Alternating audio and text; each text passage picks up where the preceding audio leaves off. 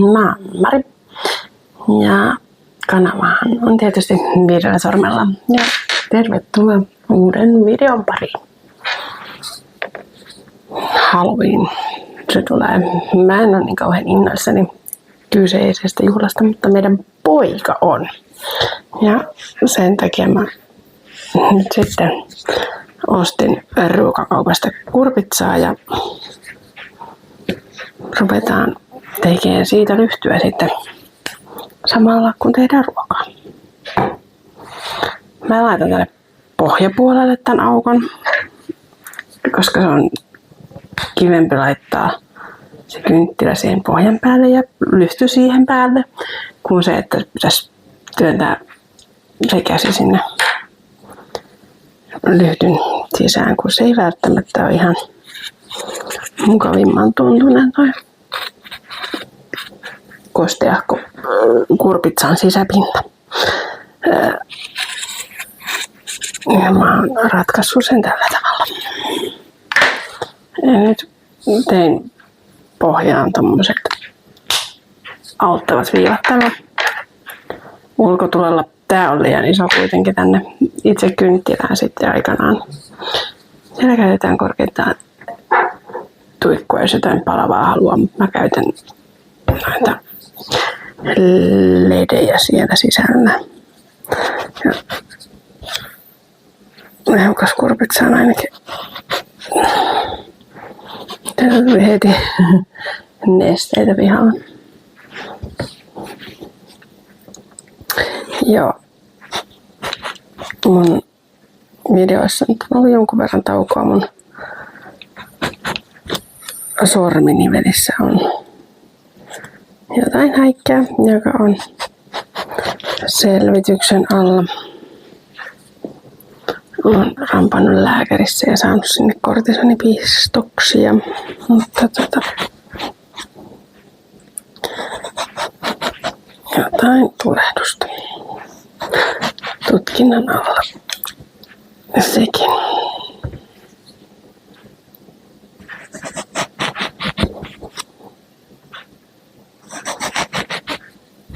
Sitten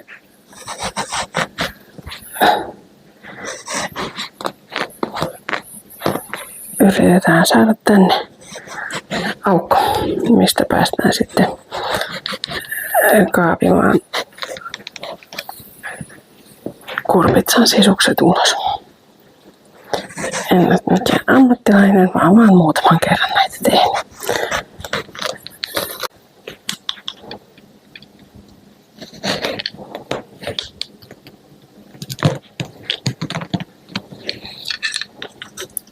Se rupeaa nousemaan.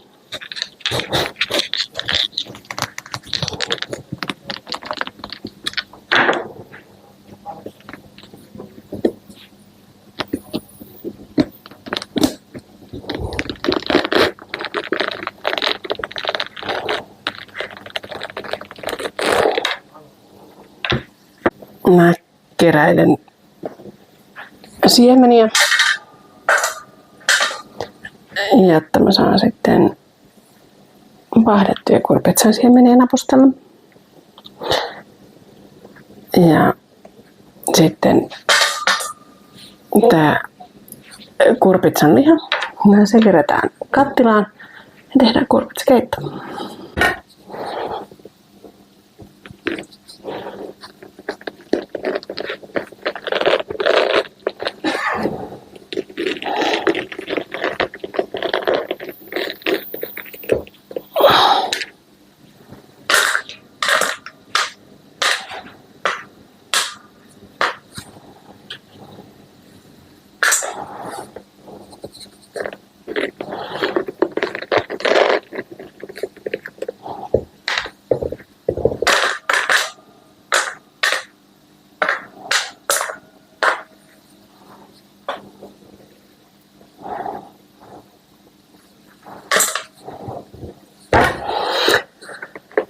Kaivellaan täältä itse kurpitsasta näitä siemeniä.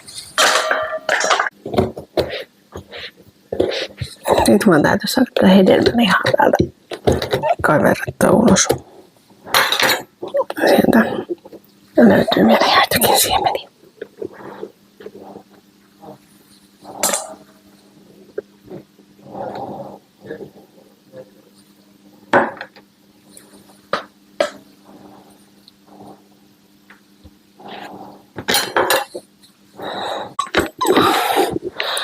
Olisi niin vaan paljon helpompaa laittaa tämä kurpitsa palasiksi.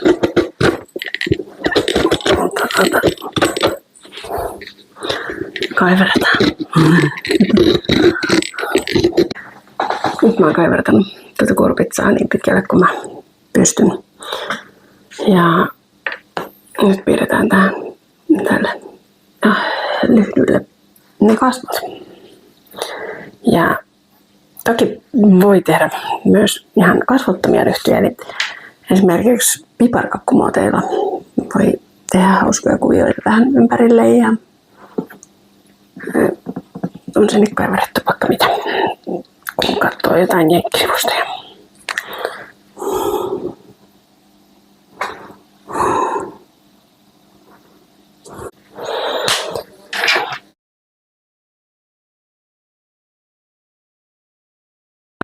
On nyt mun hahmotelma tän lyhdyn kasvoista.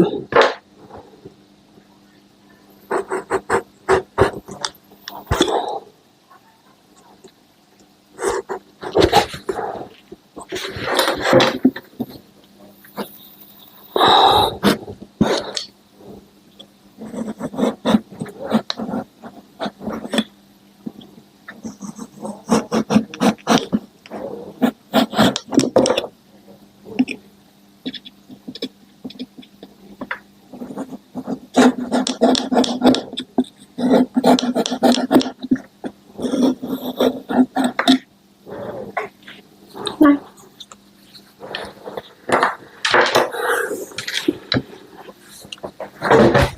Ensimmäinen silmä.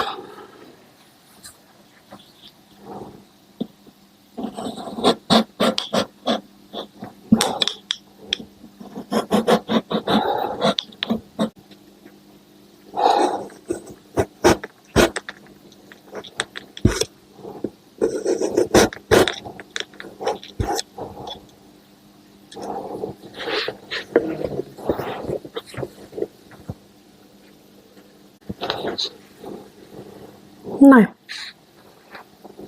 Siinähän nyt sitten on. Melko kauan tässä kaivertelussa meni. Mutta tähän pääsi kynttilä.